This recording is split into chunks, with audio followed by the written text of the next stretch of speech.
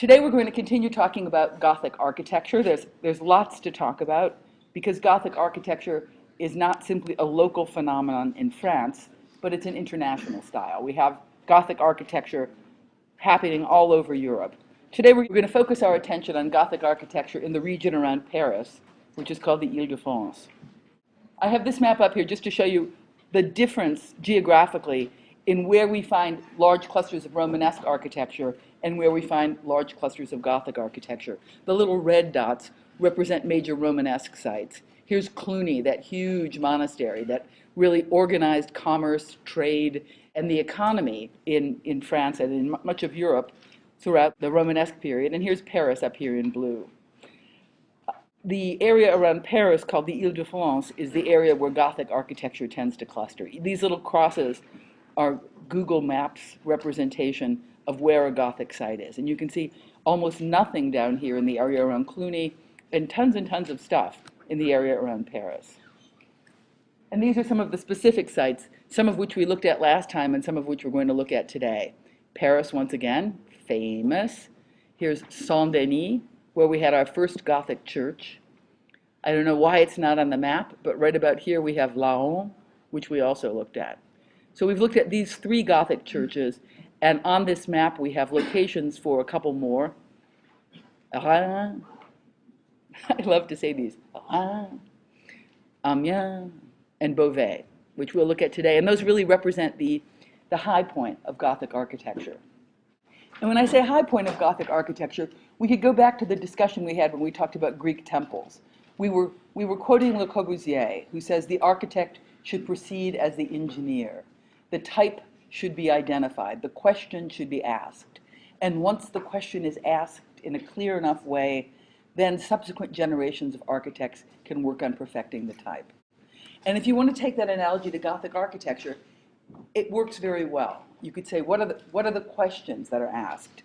And certainly one question is, how can the structure be dematerialized? Another question is, how can verticality be achieved? Another question is, how can structure become expressive of an architectural ornament, etc. And you will find iterations of these things happening again and again. So here's our friend Party Skeleton. I always like to say hi to Party Skeleton every morning. And what is the point of Party Skeleton? Who can tell me what the idea of this slide is with the skeleton? Okay, it shows the structural part of the building. Be more specific. What is the structural part of the building? Okay, we have flying buttresses. Over here we have them looking like buttresses. Over here we have them looking like Party Skeleton. Okay, somebody add to that.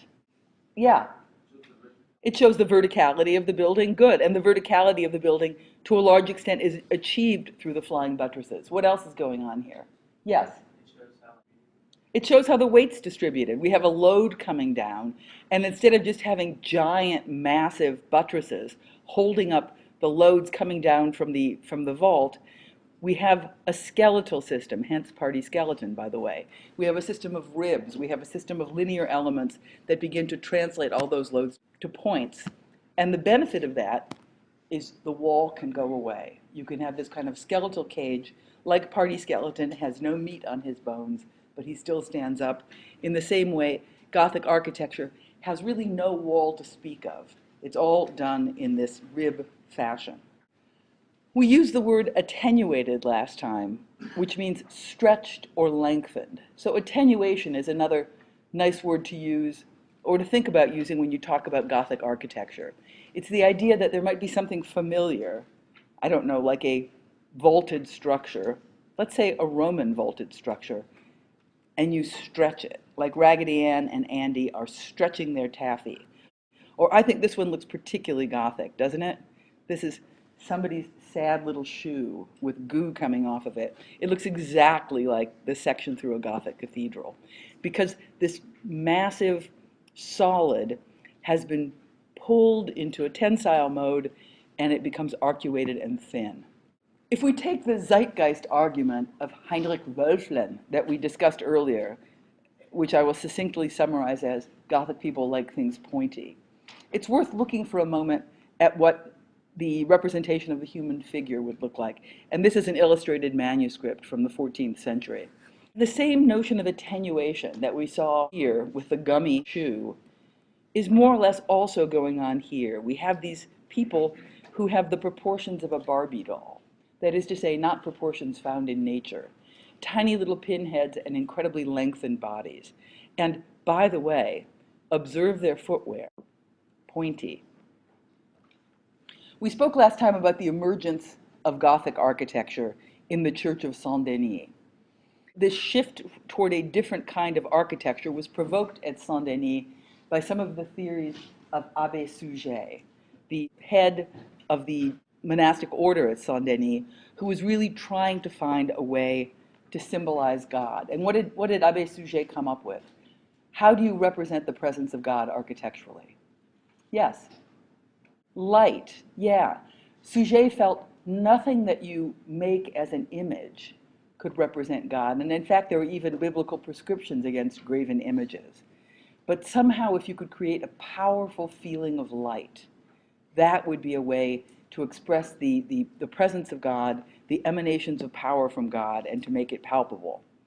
And so you look at the Romanesque envelope of Saint-Denis, which is very much about the wall, very much about little punch windows, perforating this continuous membrane, heavy membrane.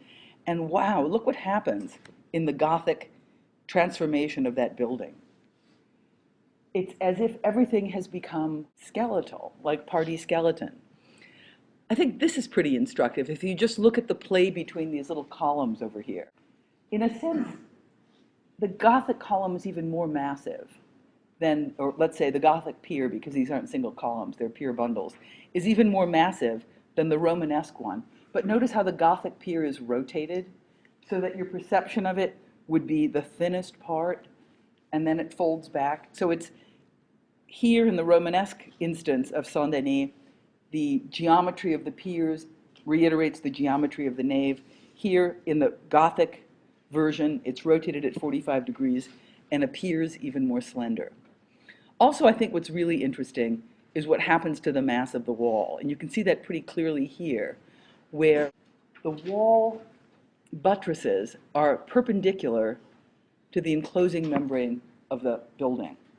And it's almost the same kind of rotation that we saw with the piers, only even more dramatic. It's as if wall, which here is parallel to the nave and enclosing the nave, swings out and opens up space in between the pieces of pier. So you have really as much wall as you had in the Romanesque version. It's just that the wall is perpendicular. And when the wall is perpendicular, you then have the opportunity to inundate the space with light, to inundate the space with this presence of God expressed through colored light coming through the windows. In both of these plans, the Romanesque plan and in the Gothic plan, you can see where the westwork comes down. And how do we know where the westwork is coming down? How can we tell where the towers are? Yes? Go ahead. Absolutely. The walls are really thick. The walls are really thick because they're supporting massive towers. So here you see the westwork and the heavy towers. Here also you see the westwork and the heavy towers. Look what happens to the chevet, or the apse with its radial form.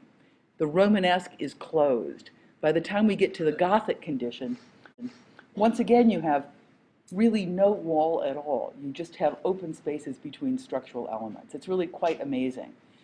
If Romanesque architecture had to do with punched windows in a wall, when the wall goes away, the window is simply the space between structure, and you get an altogether different effect. This is what Saint-Denis would look like. And I have to say, this is fake Saint-Denis, and it's the real Saint-Denis, but it's a Saint-Denis that has been elaborated over time. So if you look at the size of the clerestory here, that's not original to Abbé Suger's church. That's something that got added. Last time we also looked at another early Gothic church, and that was the Church of Laon, the Cathedral of Laon, which has the extraordinary ornamental program of cows, lots of cows, which I just adore. But you can see that the type of facade that's been suggested in Saint-Denis becomes clarified in Laon. And by clarified, I mean it's more systematic, and it's also more plastic. Let me go back to Saint-Denis. Here at Saint-Denis, we have these buttresses that begin to make three-dimensional the surface of the facade. but the horizontal elements are really pushed back behind that. And you still read an architecture that's essentially a wall architecture. Little rose window gets punched in, a couple of pointed windows get punched in, but they become elements in the wall. The wall itself doesn't become completely activated.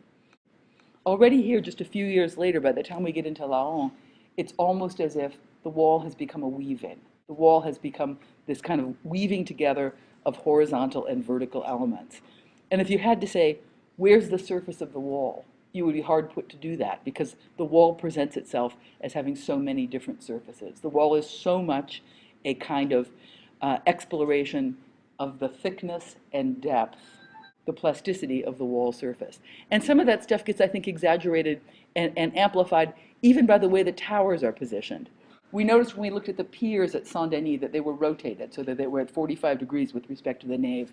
Here the towers are rotated so that the cows are at 45 degrees. And that just, it's kind of like architectural contrapposto. I mean, it kind of forces you to explore the other side of the building because you get this oblique view of the element that you're admiring. The plan of Laon is strange. We don't have a rounded apse here. It's one of these transitional works where they don't exactly know what they're supposed to do. But probably the most indicative element in Laon in terms of representing this period of early in an untampered with way, Saint-Denis was tampered with in later centuries, is the nave wall. And when we looked at the nave wall, we saw something that is incredibly clear in its articulation, where it's a four-part division. We have this arcade at the bottom, we have this gallery or tribune up here, we have this little triforium here, and then clerestory windows. And it's so clear that you just have to love it. You can read it. You can read the articulation of parts to the whole really, really easily. But it also enforces a rather diminished height for the clerestory. And finding ways to bring more light in is one of the ambitions. Back to the whole Corbusian question, you define the problem you want to solve. And like an engineer, you tackle it and you finally perfect it. So Laon and Saint-Denis pose the problem of the Gothic, and subsequent churches begin to refine it. For example, Notre Dame in Paris, which is also an early church, 1163, already takes the idea of the facade that we saw roughly stated in Saint-Denis and elaborated in Laon. And I really think this is the most perfect Gothic facade. And maybe I think that because it's so reined in. It doesn't try to do things that take it away from the volumetrics of the church by adding porches or adding finials. It seems to be an architectural expression that's gained through subtraction rather than addition. So you look at the wall, and it's a wall of great plasticity, but it's plasticity through carving rather than adding. So this elaborate portal on the westwork is scooped into the wall of the church. The elaborate rose window that spans between two structural bays is scooped into the church, and so forth. So it really is a kind of perfect geometrical construct. But it's not simply a perfect geometrical construct, because Gothic architecture is not really designed for your aesthetic appreciation. When Gothic cathedrals were being built, people didn't say, I want this one to be really pretty, or I want people to come and say, this is darling, I'm going to have my picture taken here. Rather, Gothic cathedrals had to mean something. And one way they meant something was simply, let's say, visceral. And by visceral, I mean you get this gut feeling. It's not in your brain at all, it's in your body. When you walk into a Gothic cathedral, it's maybe 25 degrees cooler than it is outside, because this building is like a cave. So your whole body transforms its sensory perceptions just by the quality of light and the quality of temperature. Then you look up and you see these vaults that don't seem to be supported by much. You kind of feel deranged and dazzled. And if you're a little peasant coming in from your mud hut and you walk into something that has these giant soaring vaults, you would be truly of the opinion that only a miracle could make those things stand up. And the spatial qualities of the Gothic cathedral alone would clarify your faith. But also, in case you don't get all that, there's an elaborate sculptural program going on in these Gothic facades that will show you very explicitly scenes like the Last Judgment, where you know what kind of tortures will happen if you are a sinner. Enthronement of Christ, or scenes like Adam and Eve. You can walk around a church looking at all the different sculptural elements, and you can get a pretty good instruction of the Bible. And you would know these stories because you heard them in sermons, but you certainly never would have read them. On another level again, the form of the church encodes these complex meanings. Here's the facade of Notre Dame, which I say is darling, and I want to be photographed near it.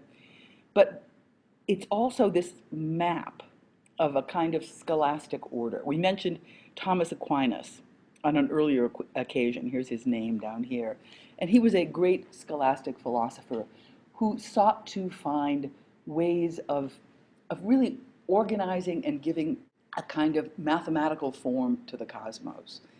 And in his categorizations and subcategorizations of elements, you can find a fairly strong correspondence in the way something like a Gothic cathedral is laid out.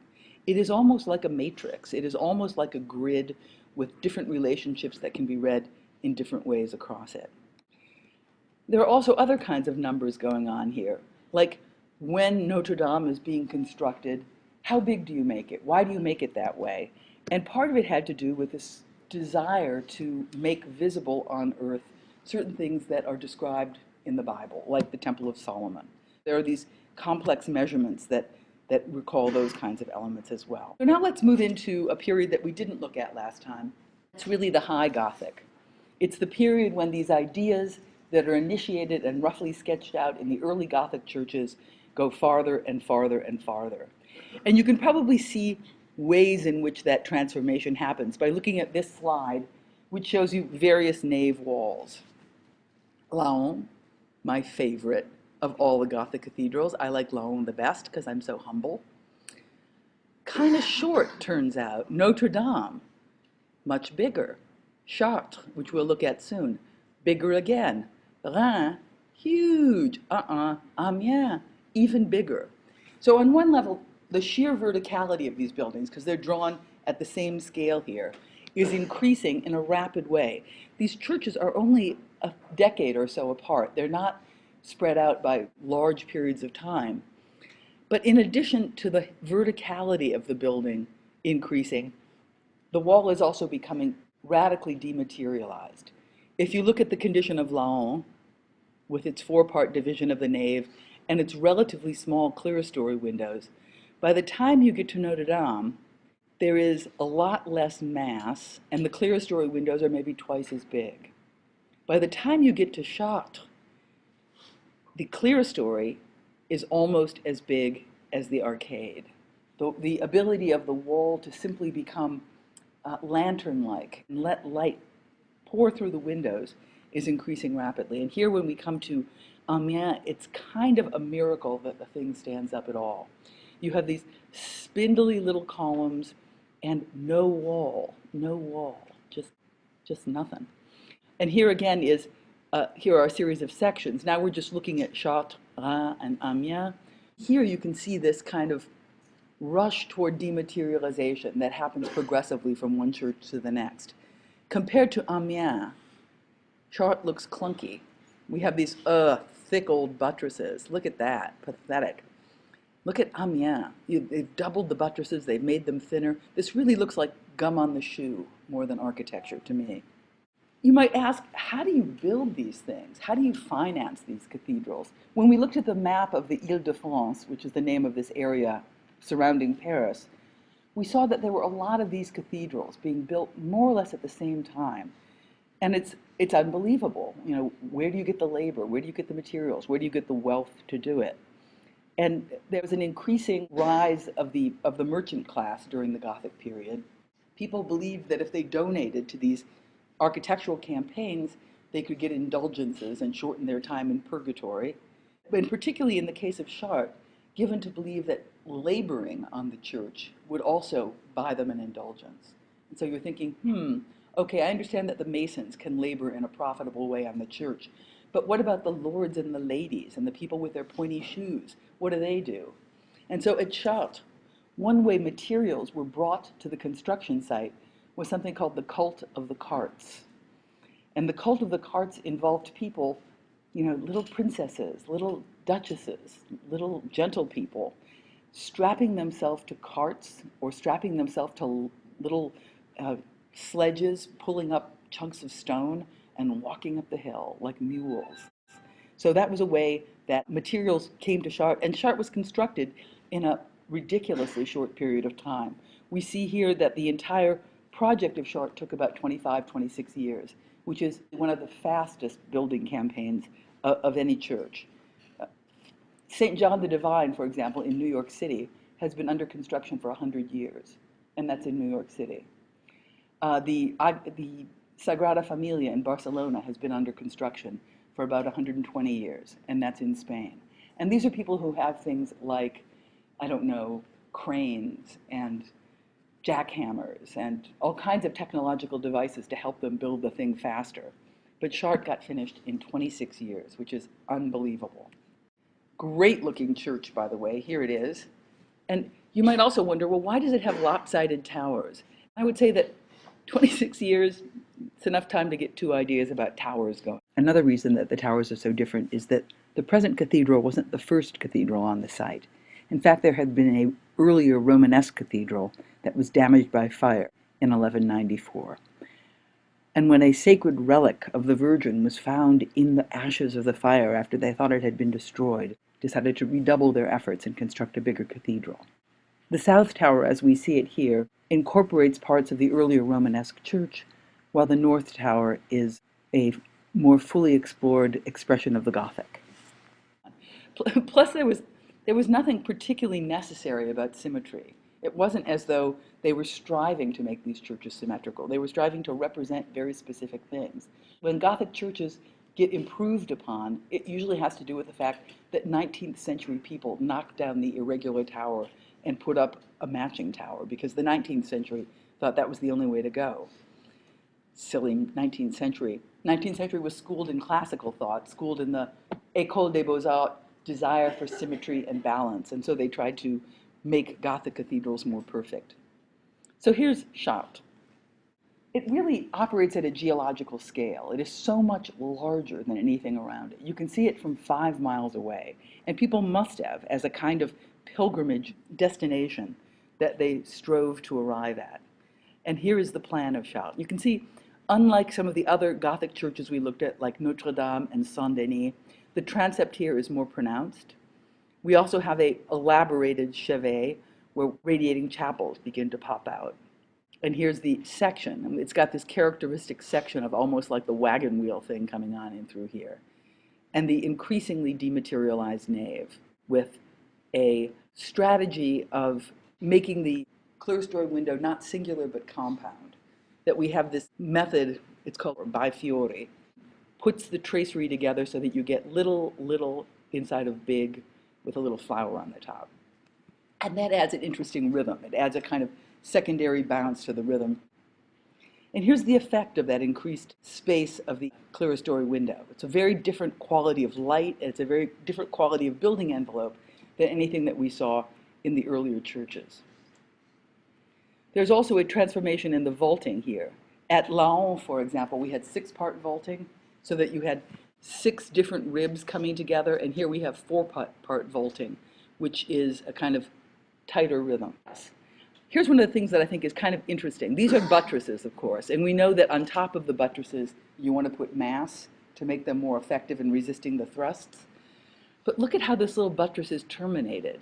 It's not terminated by a little Gothic guy, but it's terminated by a little classical guy. There's this little temple there. So all the little buttresses at Chartres have little temples on them. Adorable. The sculptural program of the door jambs at Chartres is considered to be one of the most amazing of all the Gothic cathedrals. Really high quality work, really elaborate symbolism, and the kind of arrangement of things in geometrical structure that we saw on the facades also happens here, where there are various hierarchies of people and symbols and saints ranged out radially from the centerpiece. And just look at some of the carving. Really, okay. And here's another place where saints are insinuated into the pier bundle, once again, stretched, attenuated. Reims Cathedral really is much more perfect than Chartres Cathedral. And one thing that makes Reims, I think, so effective is the wall is almost completely gone. In Chartres, we saw the rose window. At Reims, the rose window completely fills up the space between two structural elements, and it gets situated inside of a pointed arch. So you have this kind of double system of super dematerialization going on here. Big arch, big rose window. And another thing is going on too in terms of the plasticity of the wall. Quite different from, say, Notre Dame, which got its effect through subtraction of material. Reims is additive. You get this big porch, and this big porch pulls away from the body of the church and becomes a kind of freestanding screen. Not freestanding, but let's say it is pulled out and becomes autonomous. And even the portals become like little towers and begin to invade the space of the upper range of the building. This aerial perspective begins to show you the degree to which the building envelope of Reims is dematerialized. I don't know how well you can remember these plans from one to the other, but the amount of wall in between the piers is becoming greater and greater and greater as it becomes more cage-like and more lacy. Fabulous drawing by Viollet-le-Duc of Reims Cathedral. And notice that Villard d'Oncourt had been to Reims, and he did some sketches there, just as he did sketches of Laon. And we can see that he's here interested in this complex rhythm of the nave wall, of the multiple scales of elements. Probably with Amiens Cathedral, High Gothic reaches its apotheosis, it reaches its high point. And part of that is that this is the tallest Gothic cathedral that managed to stand up. Some got higher for a little while, but Amiens still stands to this day. So we have to give lots of credit to the architects of Amiens Cathedral. And we even know the name of the architect of Amiens Cathedral, at least one of them, because this was an ongoing building campaign that lasted quite a long time, but Robert de Luzarches. So here's Amiens Cathedral. And in many ways, it's playing a lot of the same games that Reims was in terms of the facade. And these are hard, right? You look at Amiens and you look at Reims and you think, these things are incredibly similar. One of my colleagues, Professor Doug Graff, claims that when he was an architecture student, the only way he could tell them apart was to remember what car was parked in front of each one. So I don't know. I don't know what that car is, so you better learn the facade. And I would say certainly one thing to notice in the case of Amiens is that there is a round window, and the round window is not inside of the pointed arched window. Otherwise, the two facades are incredibly similar because both of them have this autonomous screen. Both of them are really, really cagey and really dematerialized. But the condition of the rose window is quite different in Amiens. Also, the plans are different, as we'll see quite soon. As an aside, when you have the test, I won't just give you one incredibly obscure image and say, I hope you can figure out what this is. You know, like here's a picture of a nave. Go for it. What is that? But rather, I'll probably give you something like a plan, a facade, and something else, so that there'll be a lot of different kinds of images that you can use to help you understand what's going on. So here's the plan and the nave. And I think the plan of Amiens is a distinctive plan. You should be able to remember this one. It's distinctive in the same way that Notre Dame is distinctive. That is to say, you can remember the shape as the one that has the, like, you know, who's number one? Amiens number one. Because it's got this little terminal chapel that extends beyond the rest of the volume of the building. And here in Amiens, we saw, when we looked at those comparative sections, that the clerestory gets to be really, really huge. And in fact, it is a miracle that Amiens didn't fall down, because throughout its career, even in the early days, Amiens was always falling down. It was an ambitious project. The villagers wanted to construct a church that could accommodate the entire population of 20,000 people. So it had to be large, and it had to be tall.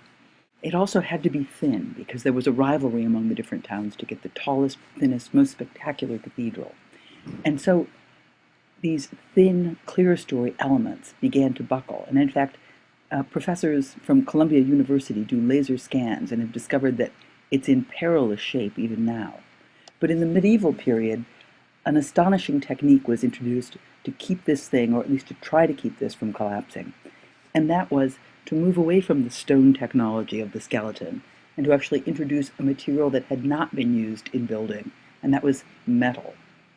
They reinvented an ancient Greek tool called a hydraulic hammer and deployed it at a metal shop in the little town of Fontenay. And they made this metal chain and wrapped the stressed elements in a metal tensile chain, and they installed it hot, red hot, so that when the chain cooled, it would contract and become even tighter. We looked at Villard d'Ancor's sketchbook last time, and we saw a number of different kinds of sketches. Sketches of cows at Laon, sketches of stars beginning to generate everything from a person's face to an eagle to a tower.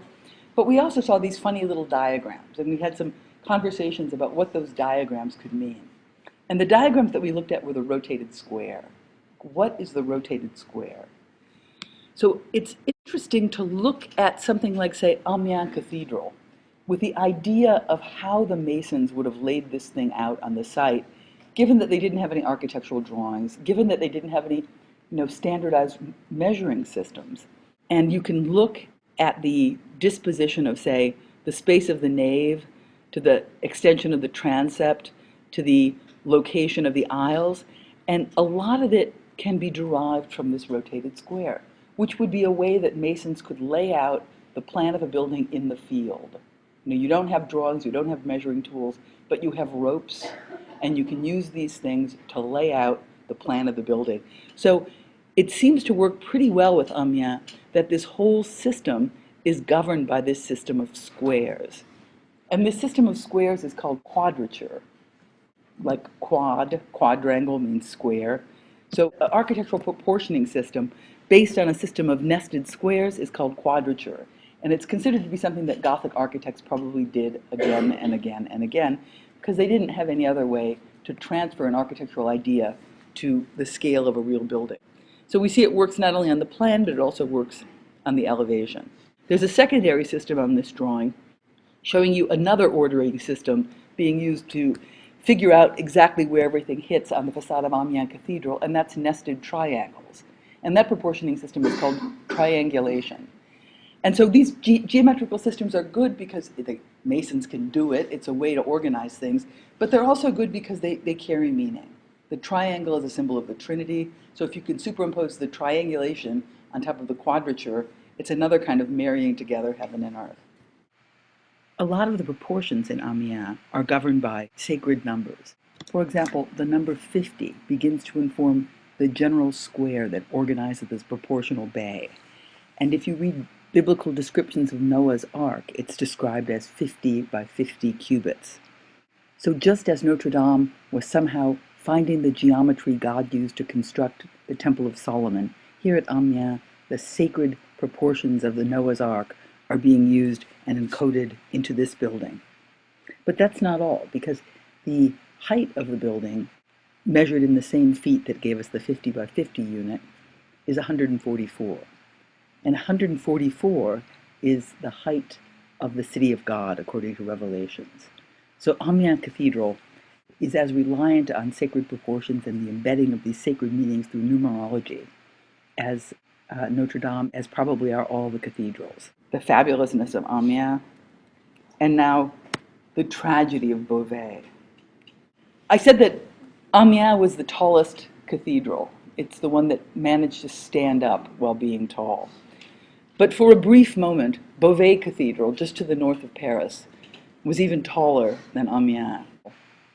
And you wonder, well, too bad they gave up on the sacred proportions just to make the church taller and to best their rival village, only 35 kilometers away.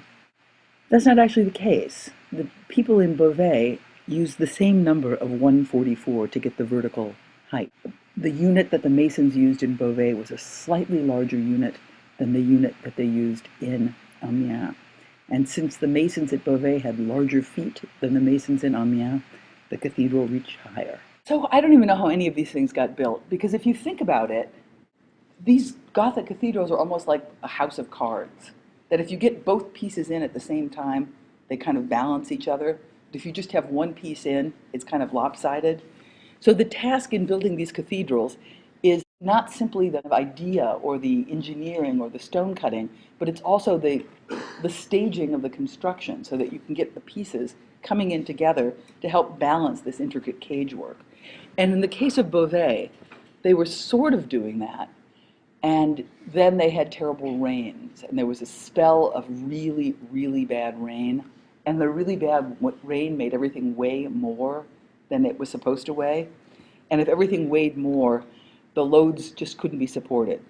So for Beauvais, we only have this little chunk of Beauvais left, but the original idea of Beauvais was that it would have been a Gothic cathedral, like the other Gothic cathedrals with this extensive nave. So all we have is the little choir and the crossing part. And it's kind of tragic. And if you look at this thing here, you would be struck with how thin it is. And in fact, what we see here represents a doubling of the structure from the original Gothic moment. That once it fell down, they added intermediary piers. But there was such a bold idea about what architecture could do, and maybe also a belief that the affectual sense of miracle, God must be holding this up, really meant God was holding it up, and you could use less and less and less material. So Beauvais is spectacular because Beauvais is so vertical, and because it is so small, you sense it maybe even more palpably than in a church like Amiens, which is also vast and also linear. And one piece of Beauvais that you can occupy is the crossing, which is the tallest part. The crossing is where the transept and the nave come together. This is a structural diagram. A professor at Princeton called Robert Mark did a book of these things in the 1980s. So this is a pre-digital structural analysis model. And they're really kind of cool and so labor intensive it would just break your heart, because you could just do this really easily nowadays. So this is like a little, I don't know, those kind of popsicles that you buy and you freeze yourself that are in little plastic bags? It's basically that, shaped like a cathedral. So there's some kind of, I don't know, some kind of matter inside that's heat sensitive or stress sensitive.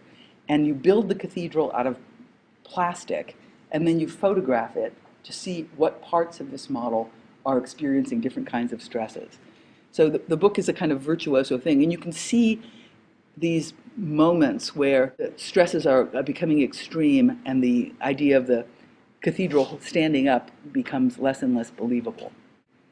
But this is what the nave wall of Beauvais would have looked like if Beauvais had not been such a loser and had fallen down. And who knows, Beauvais might not have fallen down if the staging of the construction had been different, and if there had not been the rain, and if they had been able to get all the pieces in place quickly enough to assure the structural stability of this thing. And notice here this little partial plan shows you the rotated piers, just like we saw the rotated piers in Saint-Denis. So that's sad. That's the last of the great Ile-de-France big Gothic churches. But it's not the last of the Ile-de-France Gothic. Gothic keeps going, but Gothic gets more and more and more, let's say, flamboyant. And when I say flamboyant, I'm not just using the word flamboyant because I feel like saying it, but we call it flamboyant Gothic. And that means its ambitions shift a little bit. If one of the ambitions of high Gothic, let's say, is the expression of this Thomist clarity, Thomist means like Thomas Aquinas, the scholastic clarity of relationships between parts and the whole. By the time you get into the flamboyant or rayonnette Gothic, the ornament becomes autonomous. The ornament begins to take over. Sainte-Chapelle is a little bit of both, let's say. It's still pretty clear. It's quite small. You could probably fit, if we had a room twice this size and a lot taller, you could fit Sainte-Chapelle inside of it. It's quite a small church. But look at the plan and look at the section. And the plan is dazzling. And this is a funny plan, by the way, because we're seeing two different conditions. The lower part of the plan is the plan through the crypt. So we're cutting through the buttresses, and we're cutting through the supporting walls down here. And the right-hand side of the plan is cutting through the upper part, where we see these thin, perpendicular walls and this glassy surface. Because Sainte-Chapelle is so small, it's easier to build than something as big as Amiens or Beauvais. And it's easier to support the vault because the vault is not so big, the vault is not so heavy. Sainte-Chapelle is like a little lantern. You walk inside of Sainte-Chapelle, and the primary feeling you have is that you're inside some kind of, I don't know, glowing pavilion. And this was originally a royal chapel. So functionally, it's quite different than the churches that we were looking at before, which had to accommodate processions and liturgical rites. This is what the interior of Sainte-Chapelle would look like. And that is to say, almost no wall whatsoever, just glass, glass, glass, glass, glass, glass, glass. But you also might notice this painted polychromatic tracery. Tracery, by the way, is the word for the structural elements that go through the windows. So all of this decorative stuff that we see over here we could call tracery. It holds the glass in place, but it also casts shadows and becomes another element in the ornamental program. A lot of this stuff is painted gold. The tracery is painted gold, and the vaults are painted royal blue with little gold stars on them, which is crazy because that was all done in the 19th century by a restorer called Eugène Emmanuel Viollet-le-Duc. You don't need his name right now, but when we talk about the 19th century, we're going to talk about him a lot because he was really an important theorist for 19th century architectural thinking, but made his money by restoring Gothic architecture. And it has been said by scholars of Gothic architecture that 2 world wars did not do as much damage to the patrimony of Gothic architecture as Viollet-le-Duc did in his lifetime. When we talk next time, we'll look at Gothic architecture outside of France. And right now, I would urge you to hand your papers in if they're ready, and if they're not ready, be ready to hand them in by the end of the day.